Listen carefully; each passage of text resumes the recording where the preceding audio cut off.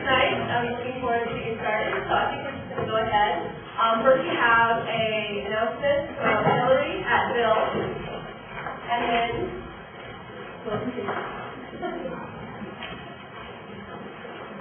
Hi, my name is Hillary. I am the Peninsula Site Director for Bill, and we are an organization that was founded in social entrepreneurship. We work with high school students who are typically at risk for dropping out of high school or who are not on a path to go to college to make those dreams a reality. So we work with students to help them form their own businesses. They learn all the basics of entrepreneurship, and they run profitable businesses, hopefully, for them between their sophomore and their senior years of high school. We also do all the aspects of college prep for them as well. But why I'm here tonight is we are looking for academic mentors who can serve as role models for these students to want to excel and to do better in their classes. So we have availability for mentors to come in Monday through Thursday from 4 to 5:15 p.m. So it's an hour and 15 minutes a week. You would work with the same group of students each time that you come in, and it would be a group of 3 to 5 students. They are extremely self-motivated, but they also really just need that extra kick of the incentives of where they can go with the advantages of doing really well in high school. So, if that is something that sounds at all appealing to you, I'm going to pass around the business card from Jenny, and unfortunately she could not be here tonight, but she coordinates the academic mentor program, and her contact information is on here. So I'll walk up and pass them through, and then I'll come over here and collect any extras that you might have. Really quickly, any questions about Bill or what this position is? Okay, well, I'm very hopeful that somebody would find this of interest. If you know Coach, she is serving as an intern for us currently, and also serving as an academic mentor, so she would be another great person to ask. Thank you so much for letting me speak tonight. Okay, one more announcement.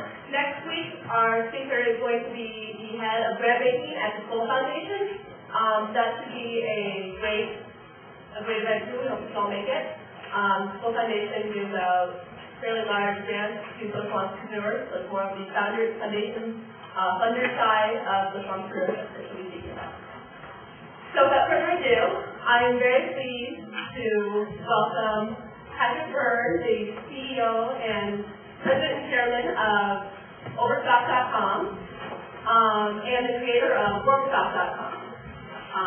Patrick has his bachelor's degree in East Asian Studies and philosophy, as well as his master's from Cambridge in philosophy and his PhD in philosophy from Stanford.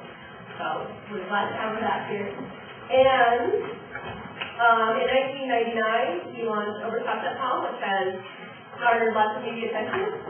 And in 2001, they started the socially responsible side of this that specifically focused on artisan goods from developing countries and making those goods accessible to the world market. I'll let him explain more of this and how he got here.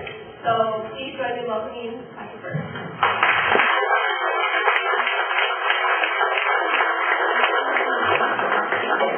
Thank you, Clara.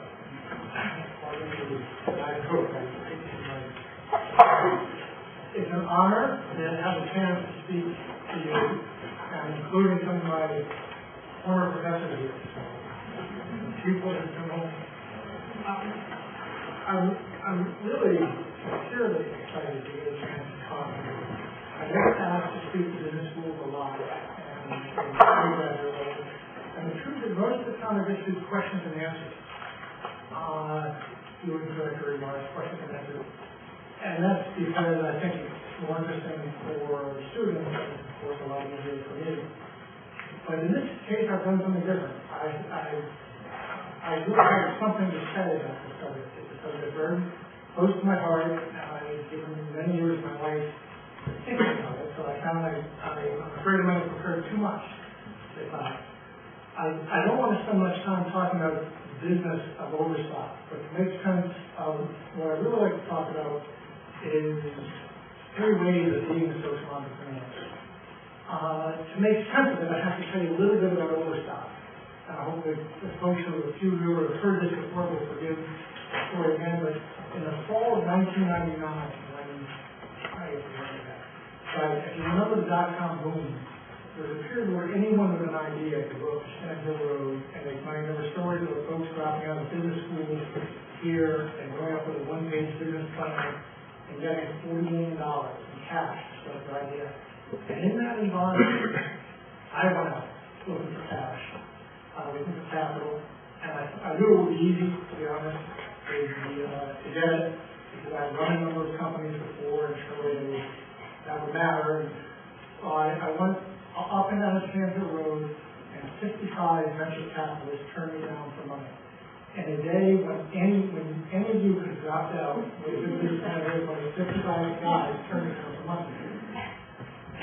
And what they were turning me down for was this simple idea. And again, I don't want to spend too much time talking about business per se, but just to key the story. The American retail system is set up for mass quantities of similar goods. And sometimes goods become available in small quantities, and the retail system, the supply chain doesn't handle it. And so because of that, there's an opportunity to step in, somebody like me step in, we buy up all this fragmented supply, 50 of this, 20 of that, we bring it into a warehouse in Salt Lake, expose it to mass consumer demand. So it's a simple idea that nobody saw the logic to it. And we were actually on the way out, and we were, when this wonderful thing happened, which was the dot-com bust, and everybody else went bankrupt. And we discovered that the supply chain that had worked very well, cleaning up excess manufactured products, was very good with bankruptcies too.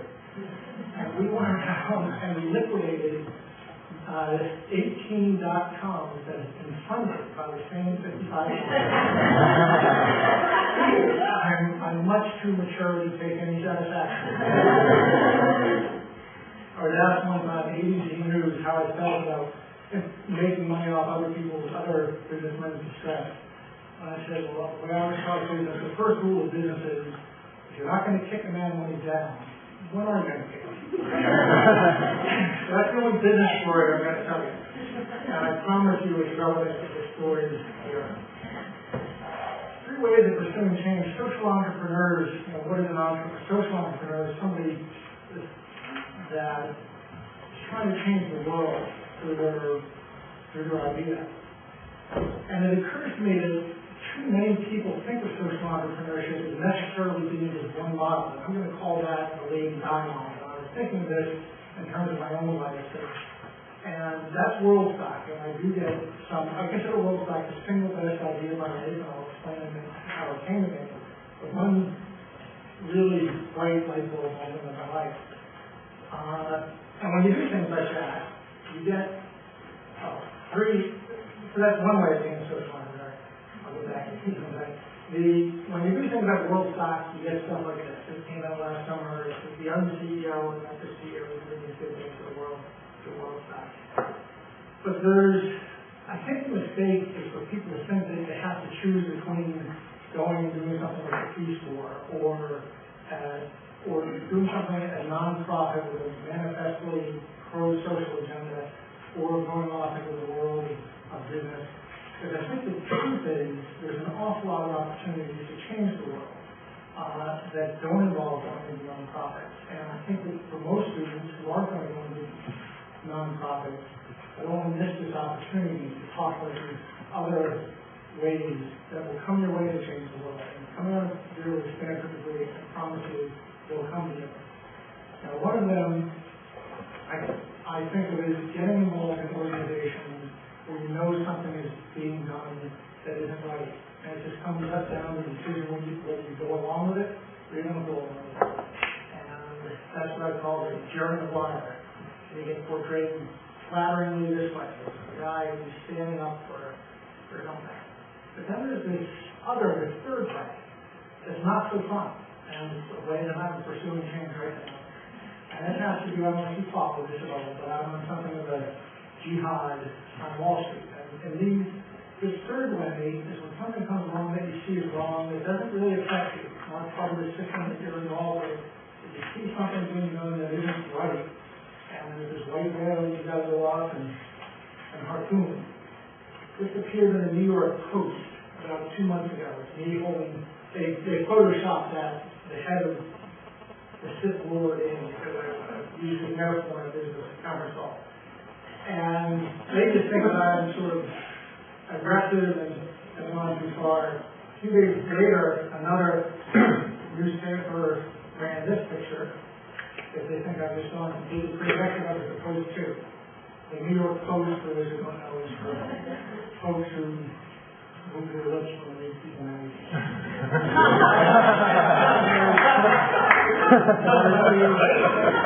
Big story I want to talk about. And again, I don't mean to sound like I think I'm such a great social entrepreneur. I just want to tell you 3 examples from my life, and hopefully you get something out of it. First way, best idea I ever had is you can think of retail sort of as a supply chain that trades on information. When you think of small suppliers, specifically the smaller the supplier, the more number of middlemen there has to be between the person making something and the consumer. So if you think of artisan production in the third world, somebody probably works, say, to make an alpaca sweater in Guatemala will work about a month, make $30. By the time that moves through all the chain, might sell for $200 to $300 in America or more. And that's a function of all the levels of markup. What we realized was, actually, there's one light bulb moment in my life came when I was over in Cambodia, and I was sort of airplane because they don't do food holidays. But I was motorcycling around Cambodia in 2001, and there's more landmine survivors in Cambodia than anywhere in the world. And they've retrained a lot of them as potters and weavers and such. I mean, it's a beautiful product. It's a simple product. I wasn't even thinking in these lines. But it occurred to me, I actually smashed my motorcycle and broke my arm. And so I went into this, well, I took some painkillers. I went into this trance one night, and I suddenly saw that the light bulb moment of my life. What is it about artisan production around the world? Why are these people so disadvantaged in terms of competing in the global marketplace? Well, it's because they make these their goods come into the world with this very fragmented supply of small lots, disparate products. Well, that's exactly what I just built the greatest supply chain ever made for matching that kind of production with the mass consumer demand, orderstock.com. That's exactly how we're optimized. And so I realized that everything that we built with Overstock to handle excess products and bankruptcies and so forth could be applied to buying products from the developing world, from disadvantaged artisans, and also in the United States. My goal was not to have sympathy products, not buy this little painted something that's a toy car, because to buy a really first-rate product and to make no money on it. Came back, actually my former philosopher, Professor Wright, today, David and Judy, and I went back and forth debating principles. And it's not as easy as you think to say, well, what are the principles? Let's figure out a set of principles by which this is going to run, because I don't really know of a model like it. We're a for-profit company. We're just going to use our infrastructure to try to do this, to achieve the social benefit. And ideally no cost to the company, but it's okay if it lost some money for a while or something like that. And so we worked out a set of ground. I think we reached equilibrium. I'm not sure we ever really reached equilibrium. But for example, an example of the kind of ethical questions you could face there is, what about child labor? Child labor sounds terrible. Well, you can't have anything that's made by children. But for most of the world, for almost all of history, children, if you're having a silversmith in Peru, and you grow up working and you see him working, and people start joining and apprenticing, so to speak, and helping around.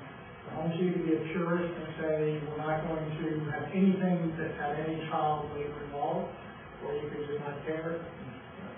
And what came out of that was the principle that, really there's one group, the fair trade group, that has a principle of if a child goes to school and works less than 2 hours a day in the home and it's not a factory setting, that's acceptable. That seems like a reasonable constraint. We worked out 5 or 6 different principles like that. Importantly, the goal was to get as much money back in the hands of the producer as possible. So we pay, this is where we're at, we pay about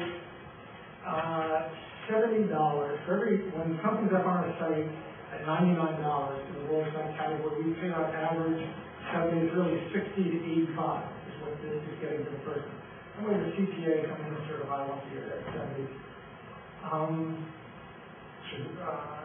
And the consumer can buy it for $99. It's really this disintermediating all these players. So the consumer's happy because they get something for $99 that they would pay $300 for, and never could have got before, and the producer is double or even triple their income. Now, using this model, we've become the largest.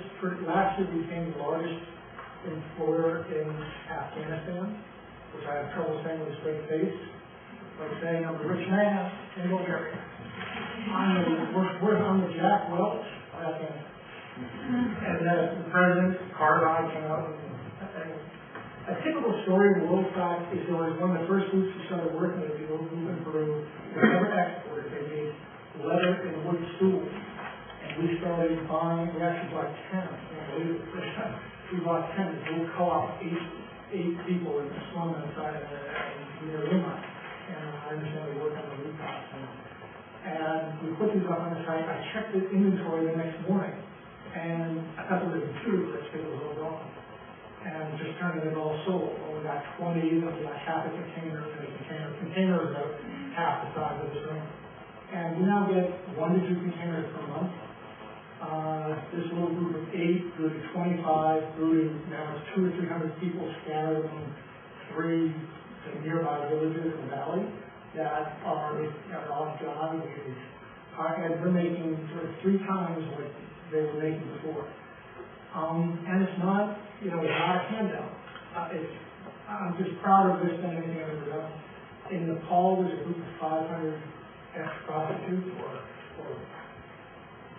transitionals who make Tibetan singing bowls, which are one of the highest. I mean, we can sell all that they can make. We now have about 25,000 virtual employees in 35 countries. I was just on the Navajo Nation. We've become the largest employer of Navajo. We have 630 Navajo people, and making great products for us. It's something. There's a lot of tangents I can go off in here. One of them is what business do I have doing this with a company using other people's capital, and now a publicly traded company. And there was some pushback in the early days, to be honest, about this whole program, because our way of money, right, to be using our capital to do it. So let me switch gears. So that's the lady operating model. That's you're trying to do something clearly and unambiguously good for the world. I'll tell you a different story. Anybody here from business school? Wow. Have you ever worked in investment banking before? Okay. I'm going to teach investment banking in 5 minutes, 10 minutes. This is what an idea. Imagine a company, USA Widgets, sells widgets. They want to raise capital to an IPO. And no kidding, this is in a nutshell how an IPO works. Bank comes and says, we can take your company public for $400 million valuation. So you say, I'll sell half my company. I'm going to sell 10 million shares, $20 a share, that's $200 million. Now, those of you, I'm sure all of you have some economics, recognize this, supply and demand. The market clearing price, $20, 10 million shares, $200 million is raised for the company. And the banker takes his 7% stake, $14 million. Now, I was recently being deposed by a claims lawyer who were normally not the people I spend my time with, but I've been on this jihad on Wall Street, and somebody who's suing about 20 Wall Street firms together called me as a witness, 20 lawyers, and he's suing them on the grounds that this is a cartel, because it's 7%, and every deal ever done is 7%, there's no price raise, that's clear evidence that there's a cartel. And the right price is 5 or 6%, so he's arguing about some little corner here. And if this should be 7%, it should be 6% or something. And I finally pulled out of this is one of these graph payments. I pulled in the deposition and showed them You're missing the main event. That's not where the problem is. This is how an IPO really works. What happens is you spend about $1 million, $2 million and 3 or 4 months preparing to do this awful road show, which you go around for 3 or 4 weeks, and do 80 meetings in 3 weeks, and take it over and over and over. At the end of that, there's a meeting. It's called a pricing meeting. And the banker says, now this is, we just spent all this time together, and the banker comes to you and says, look, we've been studying the market, and this is down, and inflation's up, and the unemployment's gone sideways, and the sun's rising east tomorrow, and we can't get you $400 million, we can only get you $300 million. And what's really going on there is they're giving you an artificially low price. They're making you take a price lower than you should. And the reason is the wealth that is thereby generated gets allocated to whoever gets the stock in the IPO allocation. And that's going to be some hedge fund friend of theirs that they're going to allocate that stock to, who's going to get that green area. So why do they do that? They do that because they get a kickback. The standard kickback is 30%. In fact, that's sort of the conventional kickback. I'll come back in a second. In fact, they do something worse, which is, first of all, there's a window shade effect by pulling out an artificially low value. It springs up. So the company is cheated out of $50 million. By the way, if you go into investment banking, you learn this in like your third year after your MBA. So everybody knows it. I've never met an investment banker who didn't know this, who disputed this is how it works. Everybody, after you get your MBA, within about 2 years, is when people learn about this. There's this window shade effect, which makes it spring up past $20, and in addition, what they'll say to their greasy hedge fund friends is, please put in orders, small orders at 22, 24, 30, 35. That's called laddering. And what they do is in the IPO, when the IPO comes out, it starts at 15 and it tops at 30, 40, 60. Remember those days like 5 years ago? That's all that was going on. And so the amount that they can steal is this amount. 30% goes to the bank, 30% to the bank, 70% to the customer. In Silicon Valley, the standard rule is actually 40%. And there was a banker, who was it, Frank Patron, who made many accusations, but Frank Patron, he was widely rumored that he was running as a Credit Suisse for Boston was just 50%. Don't know if it's true, that was widely reported, but I can tell you that I said that on NPR. And I called him crook on NPR. We had this letter from his lawyer, and it basically says we're going to sue you, and we're back and apologize and all this stuff. And I framed this and put it on my wall. I thought of doing something else that would be more fun, but less long, more flavor, but it wouldn't last long. But instead, I framed it, put it on my wall, never responded. And Frank got sentenced to 18 months to 2 years about a year ago. He actually never got caught. It was a Marcus Stewart case. He got caught. He witnessed tampering and he exposed his emails and all that kind of stuff. So he's in prison now. My point isn't just to laugh at Frank. It is that, there's an answer to this. So the time came for our Dutch option. And you learn this pretty quickly. I worked on Wall Street. I knew basically how the game was played.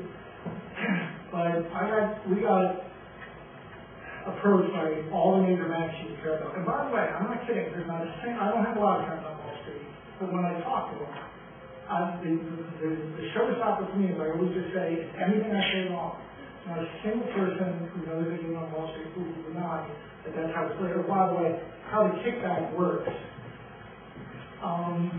Do you remember, if you had, I don't know if any of you would have an E-Trade account or $1 account, you can trade for $8 and trade, do stock trading. What they find is every time that there is a big IPO, a week later, that hedge fund is trading some very vanilla instrument with one of these banks and paying $1 share of commission. Well, you can trade now stock for half a cent a share. Why are they paying $1 a share of commission? That's the kickback to the bank.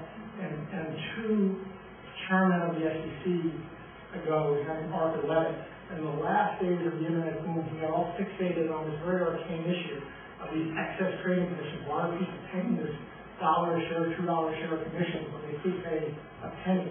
Because that's the kickback. And as a general rule, if you take nothing away from tonight for this, anywhere in human affairs that you get somebody in a position to allocate guaranteed profit to somebody, you get kickbacks. You can be talking about some customs official in Beirut, or you can be talking about a white shoe Wall Street banker, and somebody's in a position to say, I'll allocate you this million shares, and you're going to make that $60 million. They're only doing it because that's the natural tendency, and I see it over and over in life. There's an answer to this. The answer is, anyone ever heard of Handbrake? W.R. Handbrake is an investment bank in San Francisco. He started something called the Dutch auction IPO. And the whole point of the Dutch auction is in the same situation. I want to sell 10 million shares. We just create a bid stack. This is what a Dutch auction is. In English, what most people think of as an auction is an English auction. A Dutch auction works like this. Somebody says, I'll take 500,000 shares at $30. Somebody says, well, I buy 1 million shares at $27.50. So on and so forth. You count down from the top, you get the 10 million shares. Hey, it's at $20. So you say, that's where the auction's going to go, and everybody who bid above that green line gets shares at $20, and everybody who bid below gets nothing. So the people above are happy if they bid more than 20 and they got it for less than they did, because they got nothing to complain about. And the people beneath the 20 get nothing, but they have nothing to complain about. It's so intrinsically fair. It's the kind of thing I think 10 years from now people are going to say, why did IQ ever get done any other way? It makes the people who get shares happy, the people who don't get shares happy, the company's happy because they get the full amount of the $200 million. Who isn't happy? Why hasn't the whole system gone this way? Well, I forget how worse Stanford students are. The bankers are some more kickbacks for the bankers. And it's funny because as my professors could attest, I'm anything but Marxist. But when I look at this, the natural model that comes to mind is so Marxist. You have this, productive capacity, and you have the whole ideological superstructure geared towards obfuscating what's really going on. So the bankers have all these stories about why we can't use that option. The stories make no sense whatsoever, and it's all about we're going to find in your IPO, just if you let it go to an auction, anyone can buy it. But if we using our special banker skill, we know exactly where to allocate the stock. Well, in a typical IPO, the stock trades 2 times on the first day. The people who get it flip it, and somebody else flips it. And a Dutch auction IPO, the only people who buy are the people who really want the stock. We did this, and we pioneered this 3.5 long years ago. 3.5 long years ago, we were the first major company to do this.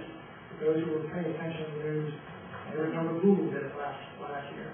I went on TV live because Google couldn't, and Handbrake couldn't, explaining the virtues of the Dutch auction.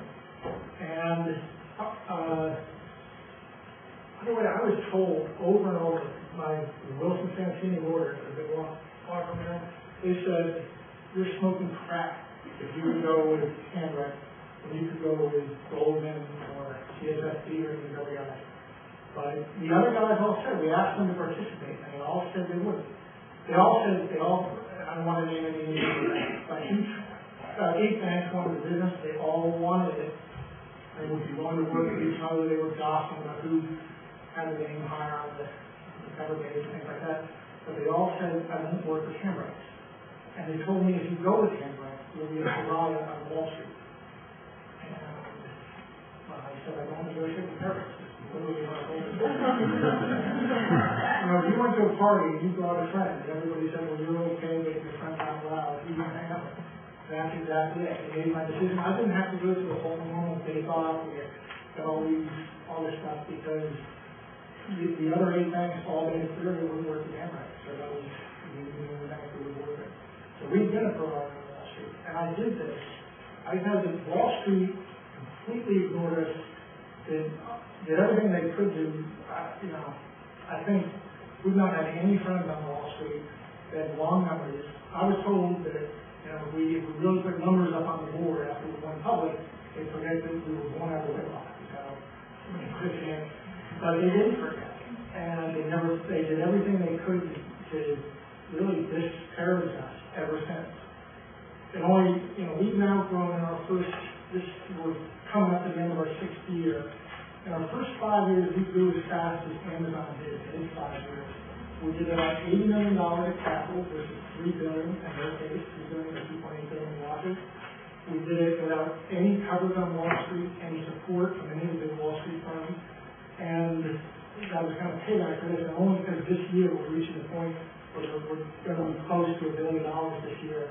People are paying attention to us on Wall Street. I wish they wouldn't, if the attention's all bad and how they're bad about it, but they have long memories. Google was completely sabotaged by their bankers. They had 24 bankers working with them, and it's a shame. I knew that in our case we could stand, if we stood our ground, what was going to happen with the bankers were just going to walk away and say they want to be part of it. They didn't have the right to do that with Google. Google was too big for them to ignore.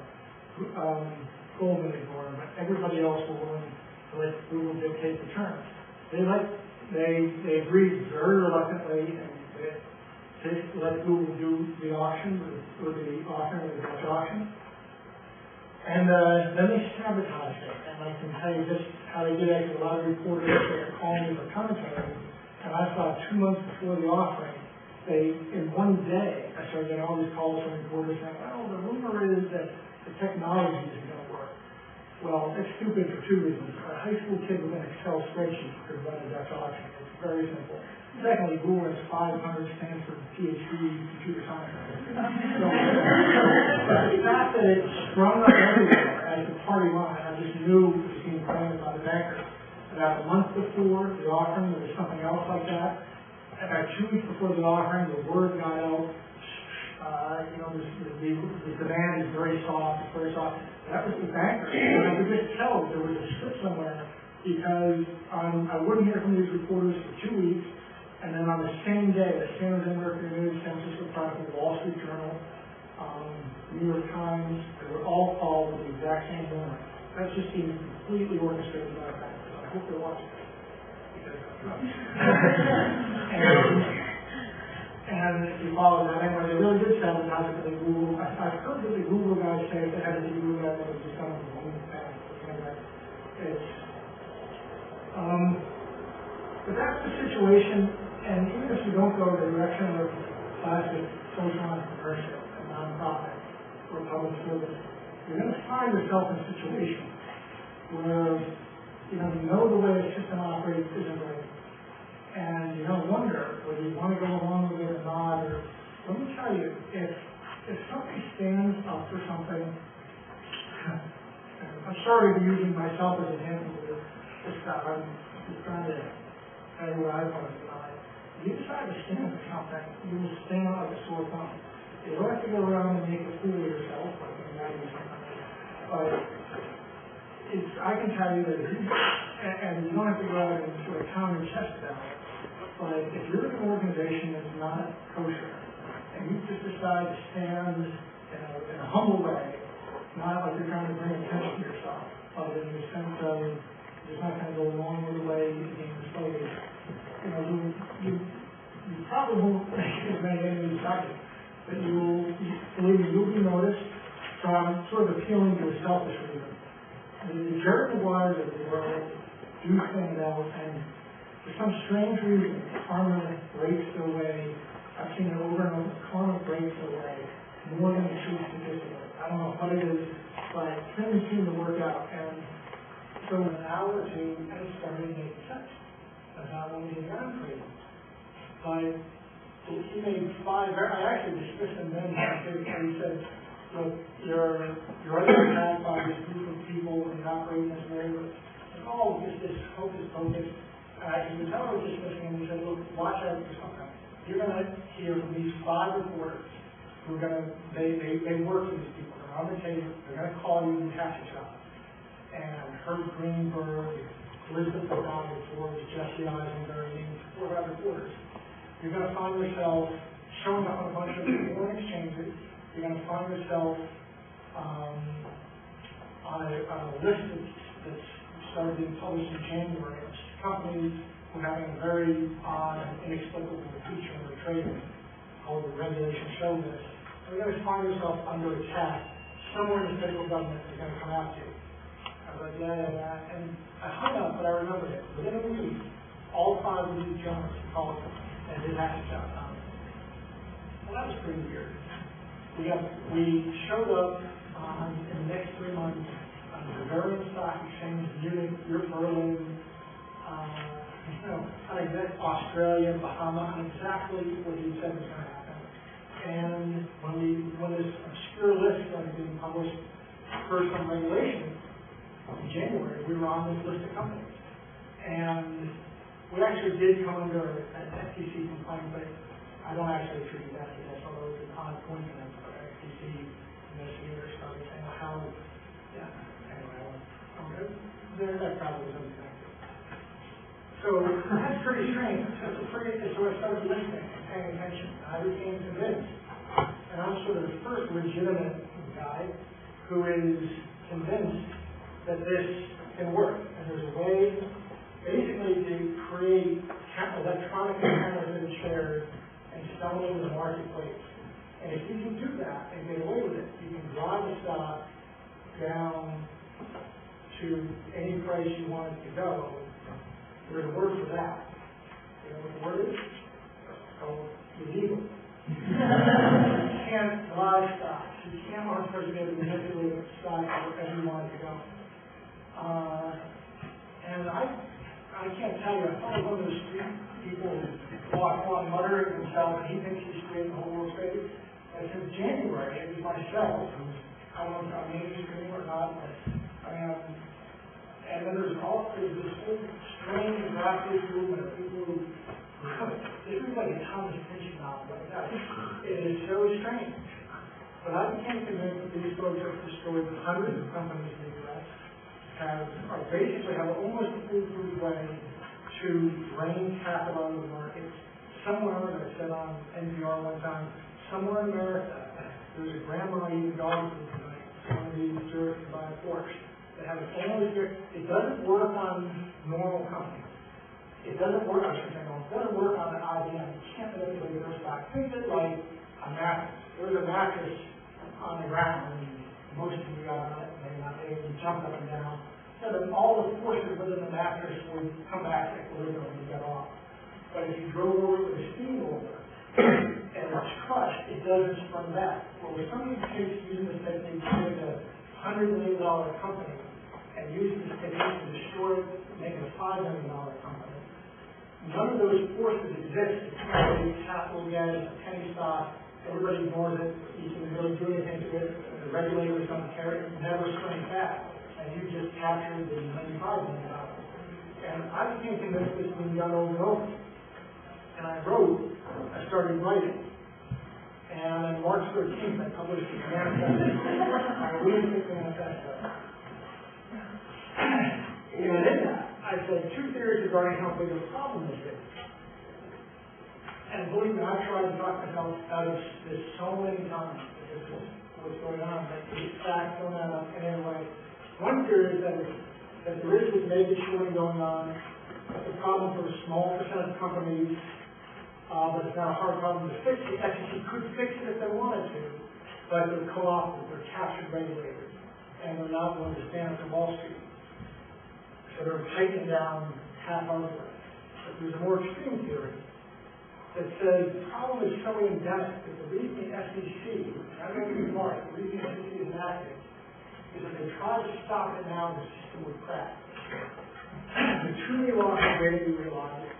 There was in 1998 a big hedge fund that was down called Long-Term Capital, a wonderful book about it called When Genius Fails, because this hedge fund was run by a bunch of guys with literally no science, 50 PhDs in economics, and there were literally 2 Nobel Prize winners who figured out the foundation of financial theory, portfolio theory. And they were the smartest guys around, and the whole hedge fund went down. And it almost brought our financial system with it. Ended up concluding in that test. I hope this theory gives you a sufficiently broad overview of the issue. I repeat, I do not know how deep a problem this is. It could be next to nothing, or it could be an Enron waiting to happen. There's far greater ramifications if the failure to be systemic. Well, the company that me and these 5 or 6 guys who are in the grassroots movement, we've been writing about it.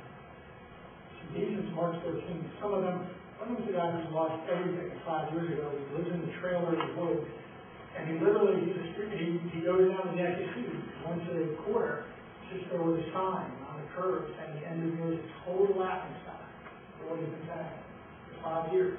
The company that is, there's a company whose name is all over this issue. They show up in all the trading as the broker dealers, all of these, Sedona, there's a company called Sedona, which has been completely destroyed. There's really been thousands of small companies, at least hundreds. Some people say thousands. A whole lot of the trading has been done through one company on Wall Street. Anyone guess what that company is? So we say he's at the heart of all this. Any guesses? Resco. Following the news at all? Resco is this big broker dealer that melted down last week on Wall Street and almost brought there is a real theory that this company Resco, there's a $500 million liability that might really be $20 million. And it's being passed, the Treasury, the Fed, according to the stories, everybody was working all weekend to try to contain this. There's a risk now that Resco is going to bring down the financial system. It's our assertion that Resco is somewhere between 1/12 and 1/60th of the problem. But what's funny is this guy who wrote that story with the flying saucer camera I had actually sent me an email on Thursday saying Resco is going to make you a hero. Resco made the case for you. Warren Hatch came last week, and it was kind of funny. We spent on Monday or Tuesday, we spent 2 hours together. I spent an hour. He's actually a very good responsible senator, and he's read a lot about this and wanted to understand. And I sat there telling him there's this. Well, he's got a lot of homework, but when I was finished, he said I could say this publicly that he would go back and lead the charge within Washington, within the head of certain agencies, and even he said if you think that there is really a risk of systemic meltdown, I'll take it to the president. And I said, well, once you read this material, I'll prepare a package, I'll take us action next week, and we can tell me what you think. He called me on Friday to say, how quickly can we get that to once we get to Washington? I said, well, what's up? Resco just made your case for you. You're not going to have any trouble convincing people in Washington that there's a risk of systemic failure. Systemic failure means like Enron for the whole financial industry. So, and I thought I'd never see the day that I got an actual apology from the credit. Well, that's the end of my third story. I don't mean to be so gloomy, but I think that we are. I think we're doing everything we can to seal Resco. And there's 2 crooks at the top. They've narrowed down criminal indictments, so I would say that. A guy named Bennett, a guy named Maggio. Maggio ran the desk within Resco that does all the shorting, and we believe that will make shorting. And we think that somewhere between 1/12 and 1/60th of the actual problem is very bad. And then just today, just before I got on the plane, I saw some news flash about they're now expanding the criminal indictment, they're expanding the criminal investigation. Where are they expanding it? Into the stock loan desk in Resco. So more and more people are going to see that this thing that I went all in on this. I went all in, and finally, about 2 months ago, I did this notorious conference call, which is what the approximate call of the voter. I just knew that we were. I've been going to bed every night feeling like that guy who did China syndrome knows the nuclear power plants are first. And finally, 2 months ago, I did this conference call with 500 people on Wall Street, and I filed a lawsuit. And I filed a lawsuit against somebody down at the bottom of the food chain with the krill.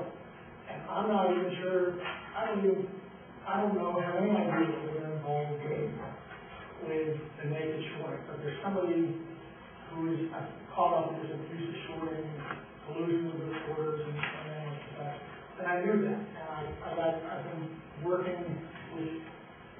that's a group. I won't argue one, but three very standard guys down in Arizona who were part of this, and they went and said a year ago, they said this is illegal, they got fired, and they wanted to contact me. And so for a year, I've been down there and on and off, and we're trying to. They eventually came to in August and it was affidavits. And when we got the affidavits, we filed a lawsuit. Now, the lawsuit doesn't really concern the big systemic stuff. It concerns the scumming practice among the hedge funds and colluding journalists, but analysts down at the bottom. And we filed it to sort of start with the krill and start crunching up and get up the chain. But I'm not doing it because of oversight. I'm doing it because of this systemic risk problem. And I knew I was going to go down the history of the document myself, and I did it just because when you know something like that, it's significant. I don't think you can walk away. So, I'm looking to beat my chest since they were a great example of this stuff. My point is, you can be a social entrepreneur by working in the soup kitchen or knowing me, and I agree, there's much more productive ways than just handouts. You can be a social entrepreneur working in a nonprofit or in public service. But for those of you who don't go into public service or into nonprofits, you're going to find yourself either in a situation where there's a system where that operates in ways that it shouldn't. And you just got to decide whether you're going to stand for something or you're going to be the end guy to bring along with it. And once in a while you're going to see a situation it doesn't even really concern you, it's not your responsibility. And I hope that you get some coverage to your wall too. So I'll shut up there and take your question. I'm just wondering, how do you divide your time between these issues, which probably are pretty time consuming, legal, the conference calls, and then your day job? And how do you think about that when you're planning your week or your month?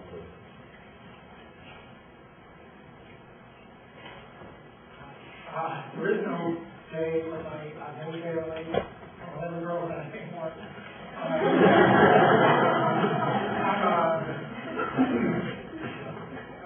I'm like you're in that science fiction novel, the Ender's Game or something, where it's continuous stream of information. And there's no nighter day, there's no job.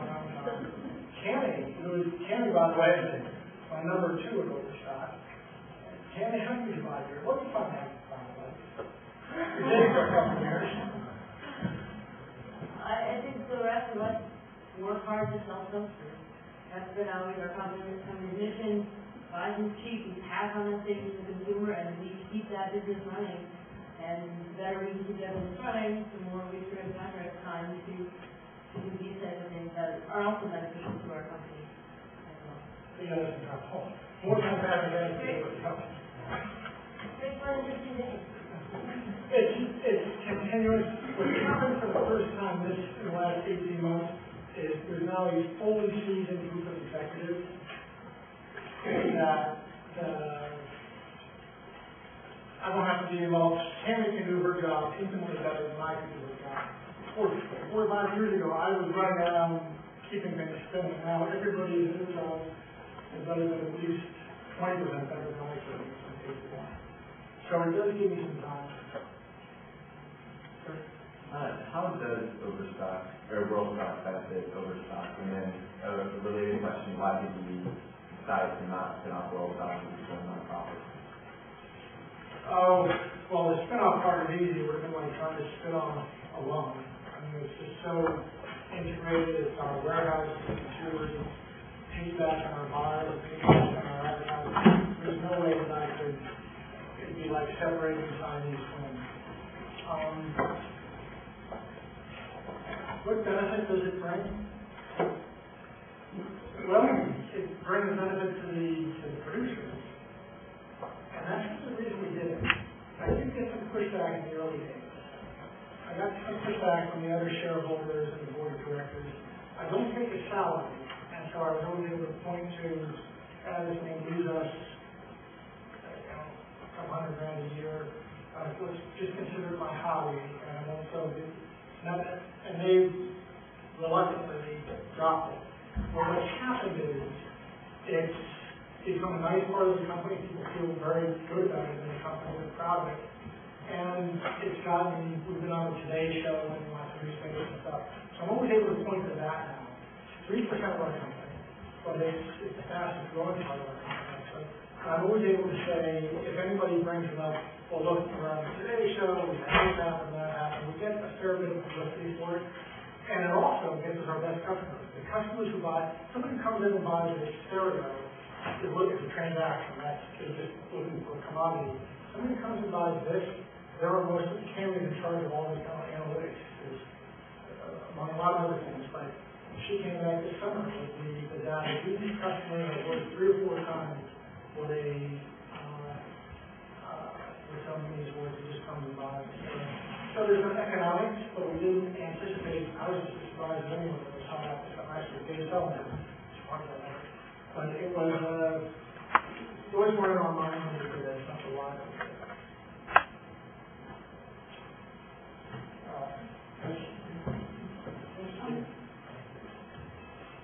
Go ahead. How do you identify, very down to earth question, how do you identify producers? And who are your biggest competitors? Well, we identify producers. We have a team of people who travel and shop. So the team of people, actually the woman who was running it recently was an Afghan immigrant. But we now have a team of people, about 8 people in corporate, and about 8 to 10 people scattered around the world. And I'm trying to build more of those. We have a Colombian woman who lived in America for a while. She's going back home. The Afghan woman's going to Afghanistan. And I'm trying to find, in fact, I found 2, the last time I did a talk at Stanford, 2 women came up to me afterwards. One was from Sudan, one had a South African connection, and went off in Sudan and South Africa. Do you know them by any chance? No, I'm just thinking of the Ethiopia where I lived in, where there's so much handicraft. Where is that from? Ethiopia. Ethiopia. Rania Elton, she was head of the Muslim student group here or something. She operates in Sudan. So we just keep trying to find people like that. It used to be that we had the product and we didn't have enough demand. It's really caught on now. We don't have enough product. And the constraint, the bottleneck, is getting more people. We have in a few countries mini warehouses, something I'd say half the size of this one. That is where people can come like in Afghanistan, where they can come, drop things off, you pay them cash, you give them raw materials, go home. That's the basic model. We just opened one in the Navajo Nation. We have one in Colombia as well. We're doing one in India. So it's just going to be the next 2 or 3 years of building out 30 or 40 locations like that. We focus on women. I do think that is clear. One of the things, I used to study development economics, and I'm afraid to say that most everything I learned now, I don't know if I could solve one equilibrium equation, could do anything, but I remember 2 things. One was, I was studying on this great professor, Patrick Byrne, comes around, I think, still sometimes, that he was teaching me at this time, this heresy at that time, 15 years ago, he was teaching me that the World Bank and the IMF do more harm than good, and that NGOs do a lot of harm in the world, and that was heretical. And he introduced me at the time to something that nobody had ever heard of, which was the Green Bank and microfinance. Well, I'm happy, and the concept of building an economy from the grassroots up, and that just makes, that matches my intuitive sense. So it's really ironic. For 50 years, the advice that we gave to the rest of the world were big, centrally planned, Stalinist development, top-down development. Let's build a dam and wipe out this river and 4 villages and all that. That's the way we approach development. And now it's become almost commonplace that the World Bank may be doing more harm than good. But the other thing he introduced me to was the idea that development is all about women. There's I remember a paper I read in India where they took a study where you took a village and you increase the pay of men, you give men money, and they control variables is children's weight and how much does children's weight increase. That's actually a very good way to measure the well-being of the family. It changes give money to them, and of course, nothing goes up other than they say consumption of alcohol is not going to work. I mentioned that to a friend of mine, he said, yeah, the rest of the way.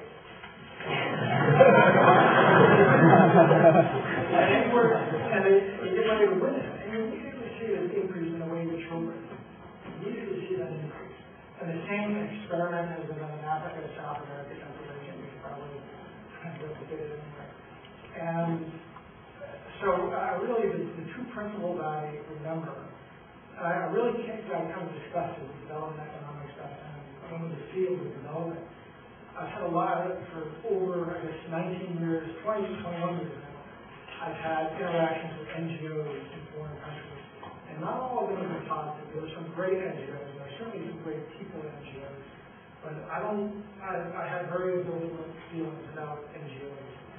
I just think it all comes down to grassroots up and focusing on that.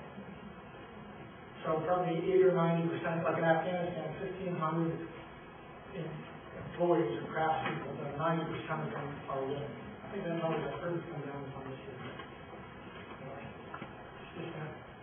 So I'm a fellow at the Director of Religious Fellowship, and I'm starting a social venture which will link the activities of women in India with the market.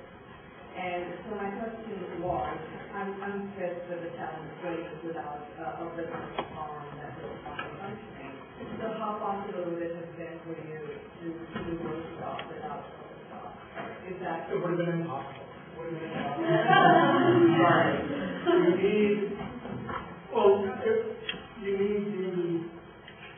There's such high friction cost. There's a reason that the way the system works now is either we don't do trade with India, or if you do trade, it's a bunch of people go into a sweatshop and then there's a thick pipe back to the United States.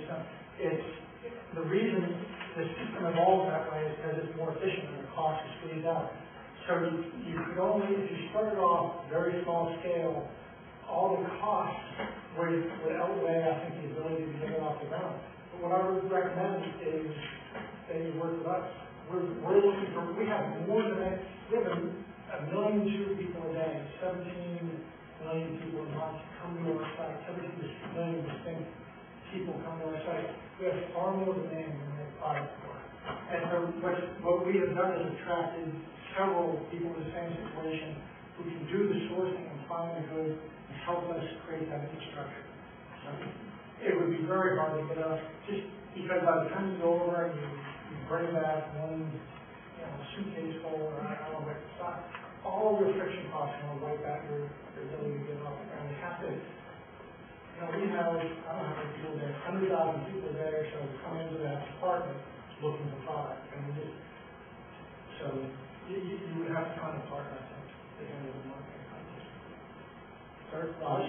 Yes, what was the relative sort of scale of world stock that you started up relative to overstock? Because I'm always curious as to how you're able to convince your shareholders that this is the way to go. And that's really not somewhat of a personal relationship. It sounds like you're very expecting you're not receiving salary and...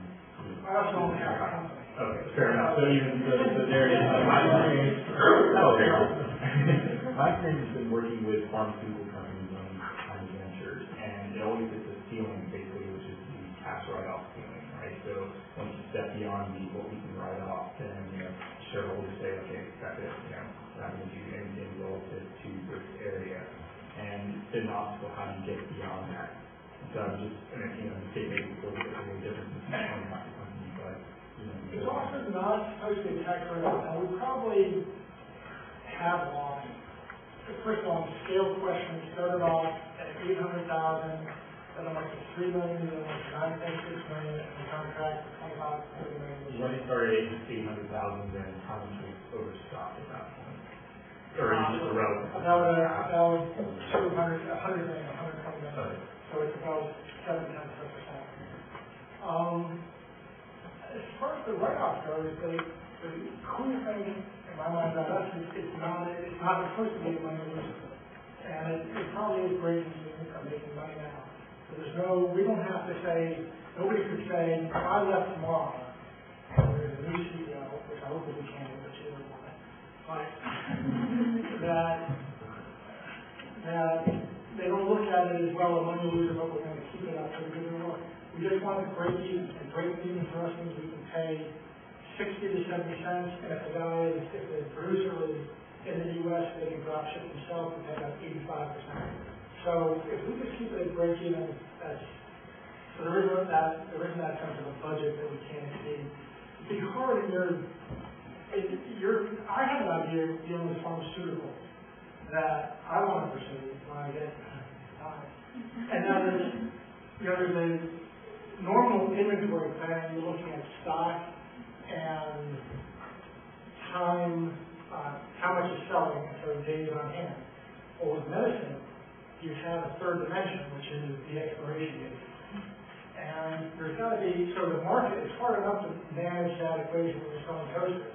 When people are using up penicillin, I got to imagine there's a lot of penicillin that comes up very close to the expiration date. And now I used to know the idea came to me because I knew somebody who ran a charity in Park City where they were collecting expired medicines and sending them to the third world.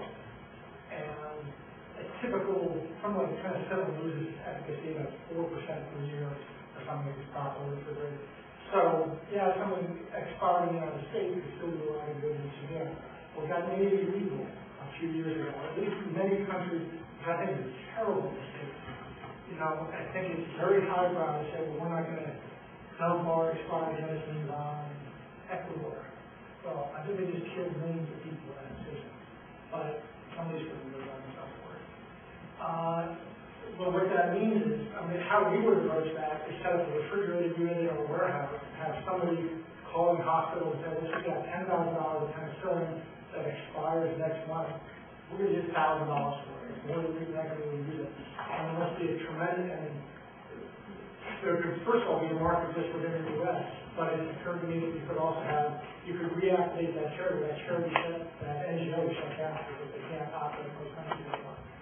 Is that the kind of thing you were talking about? Yeah, that's one thing that we had explored, and there was a Dutch organization that started originally like that. They actually ended up becoming their own production facility over time, things of nature. It was related to that, and retrovirals as well. I just want to say afterwards about it. By the way,